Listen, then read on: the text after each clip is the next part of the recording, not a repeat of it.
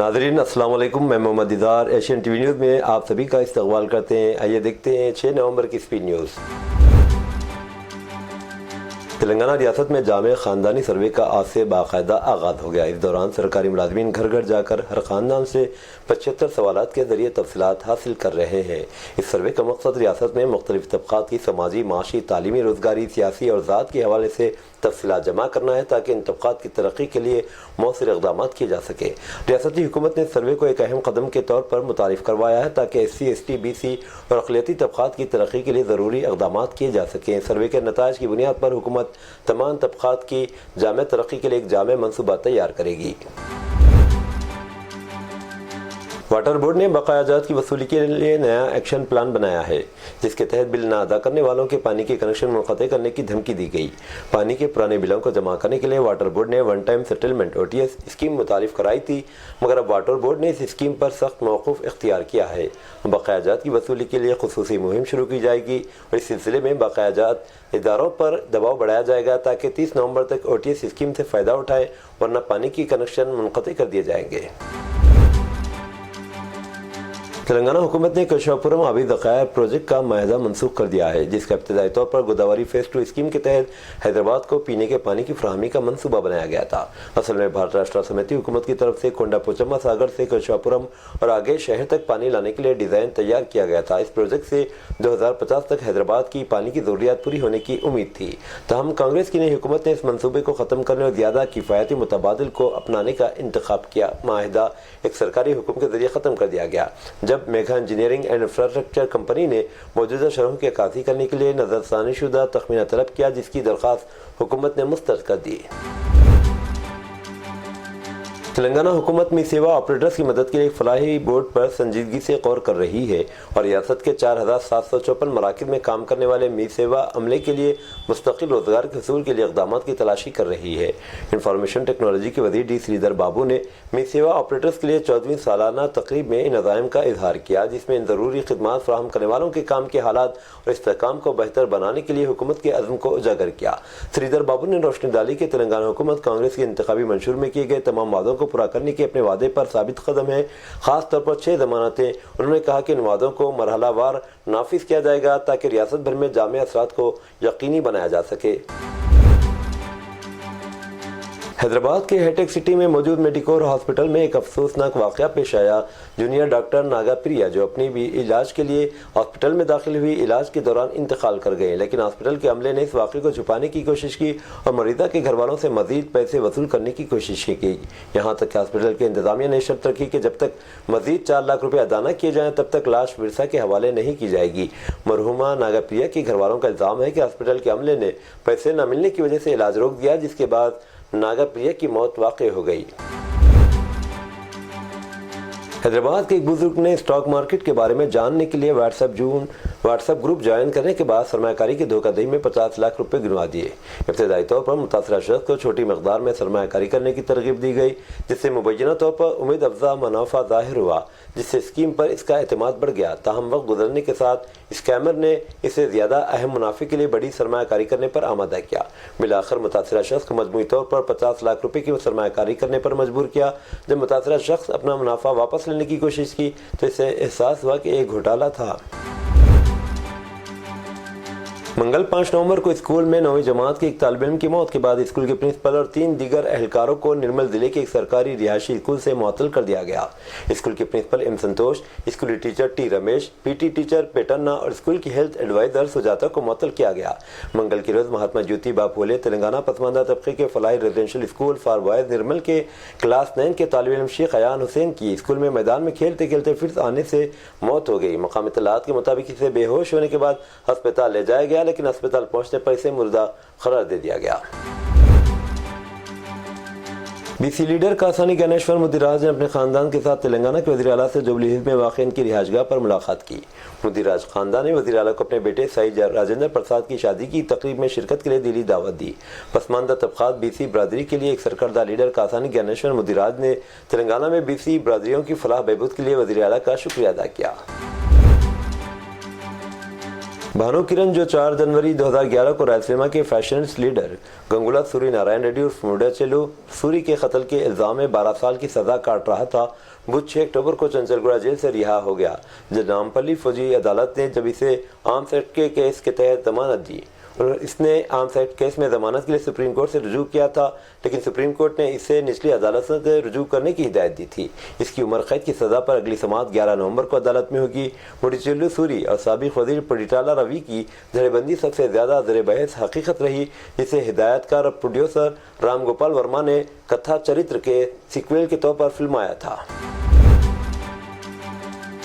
वज़ीर-ए-आज़म नरेंद्र मोदी ने अमरीकी सदारती इंतखाबात में जीत पर डोनाल्ड ट्रंप को मुबारकबाद पेश की और हिंदुस्तान अमरीका जामे आलमी और स्ट्रैटेजिक ताल्लुकात को मजबूत बनाकर आलमी अमन के लिए काम करने की ख्वाहिश जाहिर की।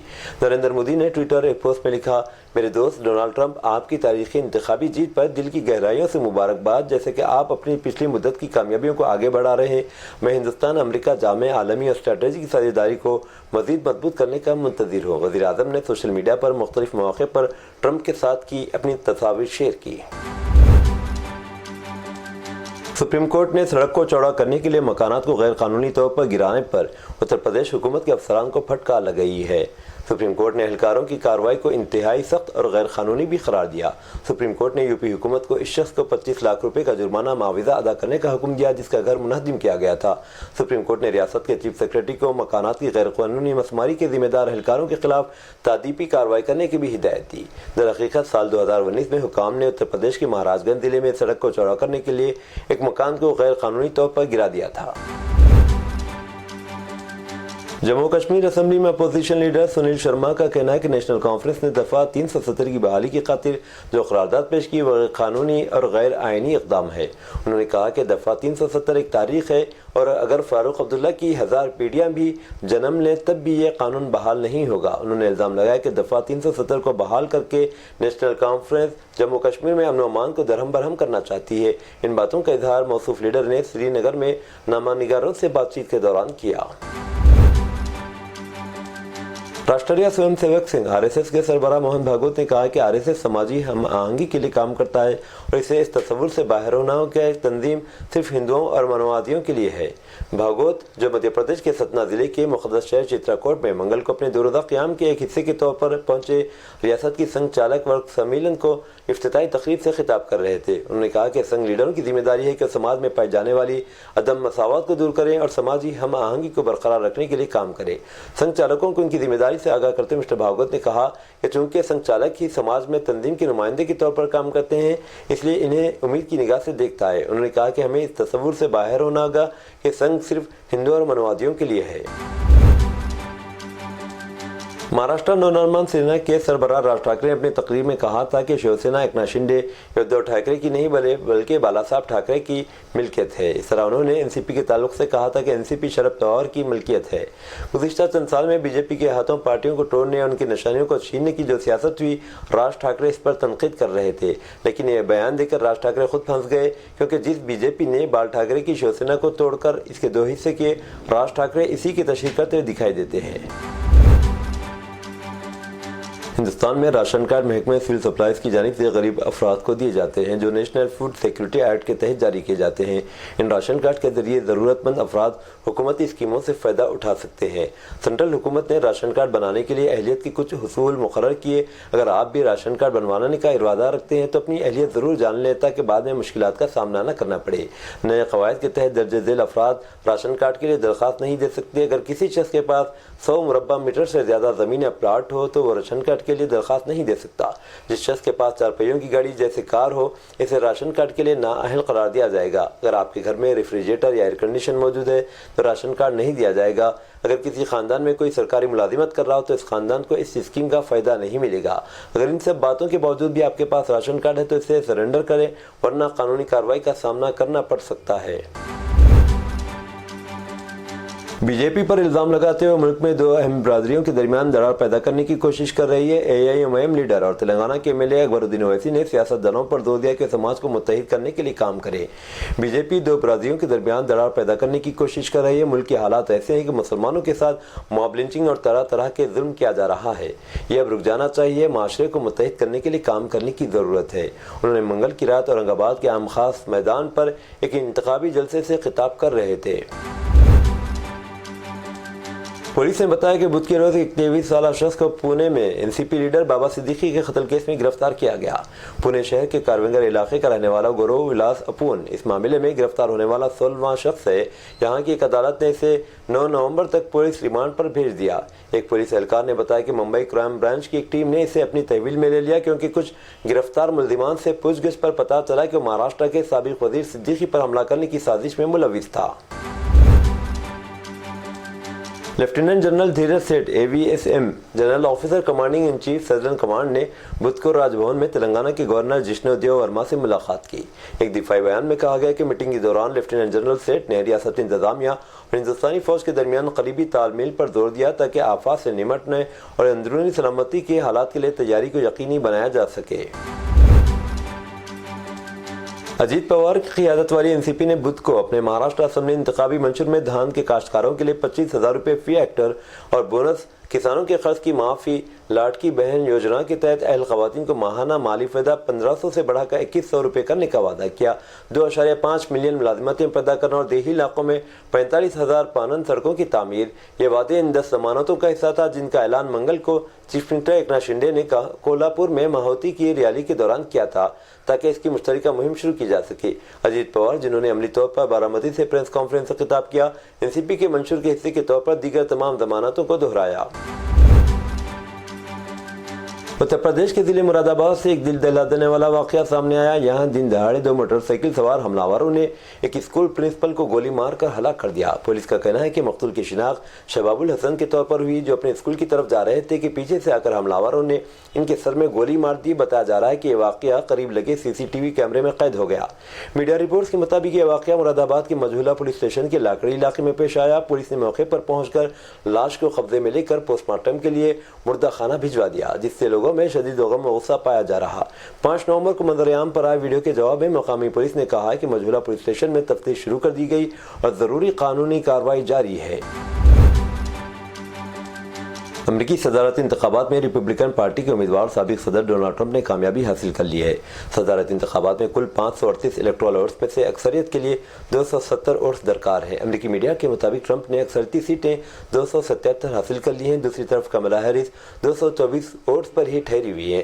اس طرح ٹرمپ دوسری بار صدر بن گئے اور اس کے ساتھ ہی وہ ایک نیا ریکارڈ قائم کرنے جا رہے ہیں۔ امریکہ کی صدارتی انتخاب کی تاریخ میں کئی ایسے مواقع ہیں جب منتخب صدر مسلسل 2 بار کامیاب ہوئے، تاہم کوئی صدر پہلے منتخب ہو کر پھر دوبارہ الیکشن ہارنے کے بعد تیسری بار کامیابی حاصل کرے تو یہ نہایت کم ہی دیکھنے کو ملا۔ پچھلے 130 سالوں میں ایسا واقعہ نہیں ہوا۔ ٹرمپ اس الیکشن میں اس منفرد ریکارڈ کو اپنے نام کرنے والے ہیں اور تقریباً 132 سال بعد امریکی تاریخ میں نیا باب رقم کرنے جا رہے ہیں۔ لبنان کے مختلف علاقوں میں منگل کو اسرائیلی فضائی حملوں میں کم از کم 25 افراد شہید، 32 دیگر زخمی ہو گئے۔ لبنان کی قومی خبر رساں ایجنسی NNA نے اپنی رپورٹ میں اطلاع دی۔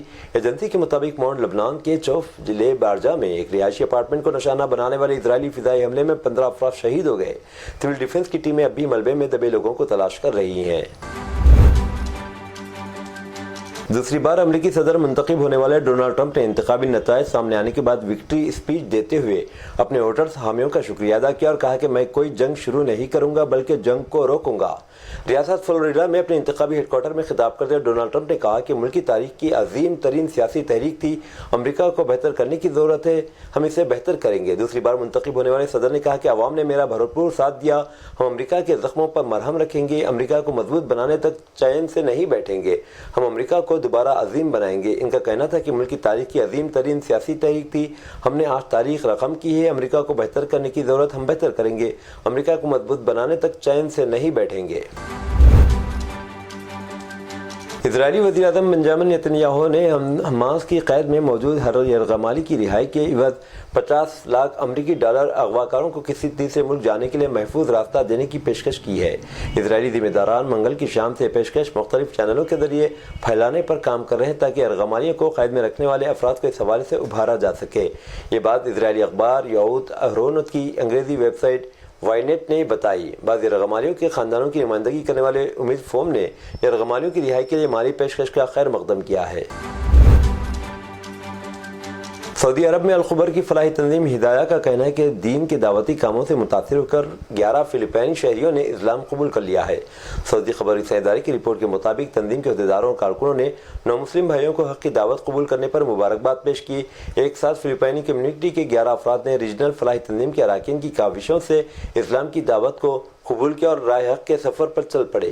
نومسلم فلپائنی شہریوں نے اسلام قبول کرنے پر خوشی کا اظہار کرتے ہوئے کہا کہ سعودی عرب میں موجودگی کا ہمیں سب سے بڑا فائدہ یہ ہوا کہ حق کو سمجھا اور اسے قبول کیا۔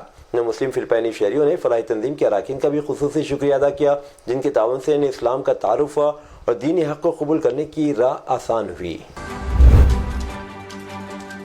یہ تھی ناظرین آج کی سپیڈ نیوز۔ دیجیے اجازت محمد اظہار کو، ملتے ہیں اگلے سپیڈ نیوز میں۔ تب تک کے لیے ہمارے channel Asian T V news کو لائک، شیئر اور سبسکرائب کرنا نہ بھولیں۔ اللہ حافظ۔